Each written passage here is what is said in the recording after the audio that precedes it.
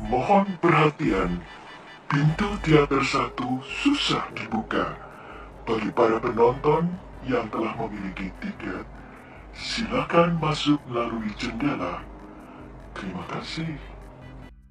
Paman Mada, lihat, aku sudah catat hal ihwal perang Sadeng dan Ketah, ucap Nadendra sambil menyodorkan beberapa gulung kulit kambing kering pada Gajah Mada.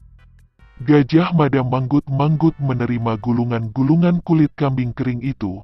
Paman Mada, duduk dulu biar asik bacanya, ajak Nadendra yang langsung meletakkan pinggul gempalnya di hamparan rumput hijau samping Gajah Mada.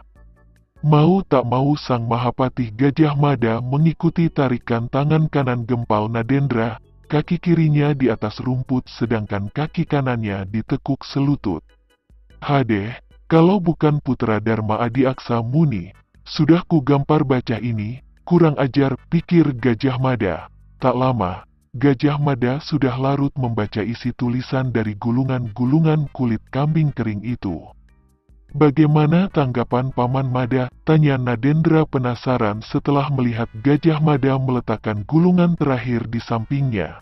Hahaha, bagus, bagus, Paman suka dengan isi tulisanmu tentang perang Sadeng dan Ketah.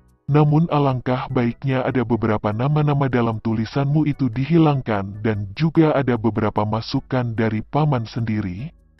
Jawab Gajah Mada tersenyum. Anak remaja bernama Nadendra ini memang kurang tata krama, namun dia memiliki kelebihan di bidang sastra. Nama-nama yang mana yang dihilangkan dan masukan seperti apa dari Paman Mada? Tanya Nadendra pada Gajah Mada yang sedang menatapnya. Hilangkan nama-nama Arya Kamandanu, Layang Samba, orang-orang dari rimba persilatan, begitu juga Aditya Warman dan pasukannya. Perang Sadeng dan Ketah dipimpin oleh Raja Putri Tribuawana Tunggadewi bukan oleh Pangeran Aditya Warman.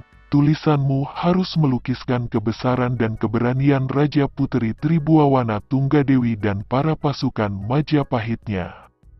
Jawab Gajah Mada tegas. Baiklah Paman Mada, sahut Nadendra. Kedua orang yang berbeda generasi dan jabatan itu nampak serius membahas isi tulisan gulungan-gulungan kulit kambing kering itu hingga senja muncul di ufuk barat menyilaukan pandangan mata.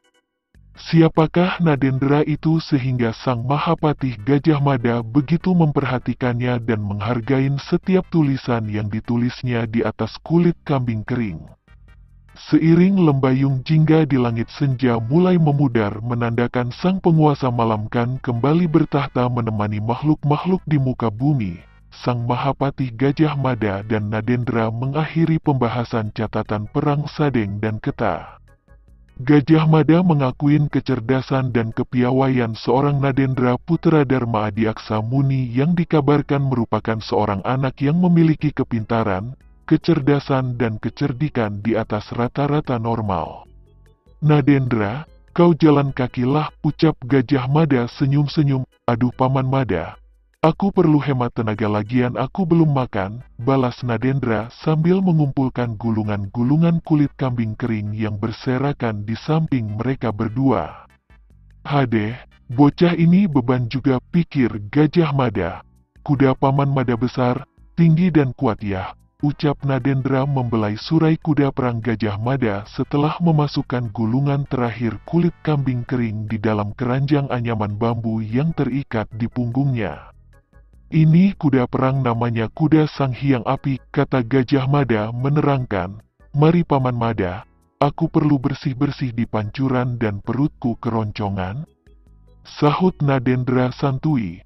Naiklah ke atas kuda Sang Hyang Api, pinta Gajah Mada senyum-senyum. Paman sendiri gimana? Tanya Nadendra lalu dengan sekali melompat, bokong gempalnya sudah di atas pelana kuda Sang Hyang Api. Seru Gajah Mada tak percaya Nadendra yang bertubuh gempal sekali melompat sudah duduk di pelana kudanya. Dan yang membuat dirinya takjub, kuda Sang Hyang Api miliknya tak menolak atau memberontak begitu Nadendra duduk di punggungnya. Padahal hanya dia sendiri yang bisa menundukkan Sang Hyang Api.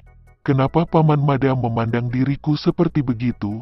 Seakan aku ini makhluk dari dunia lain? Tanya Nadendra heran bercampur bingung. Paman, Paman Mada, teriak Nadendra menyadarkan Gajah Mada yang masih terbengong-bengong. Kenapa? Tanya Gajah Mada tersadar. Paman ini sepertinya kelaparan.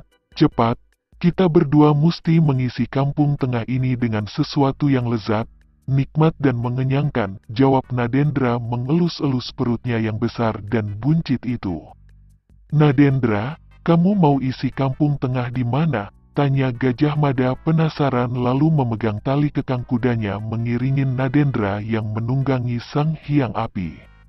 Paman Mada, aku ke tempatmu saja ya.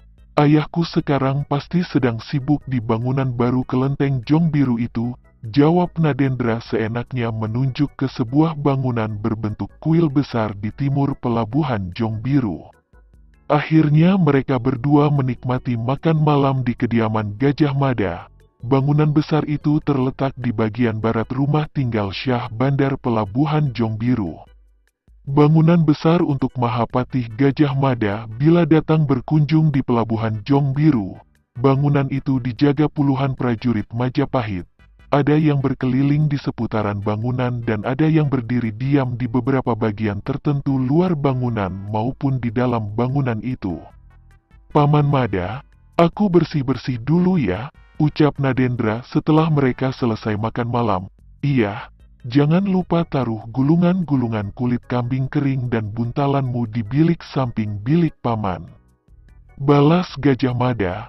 Hah, aku tidur di sini? Seru Nadendra dengan nada bertanya.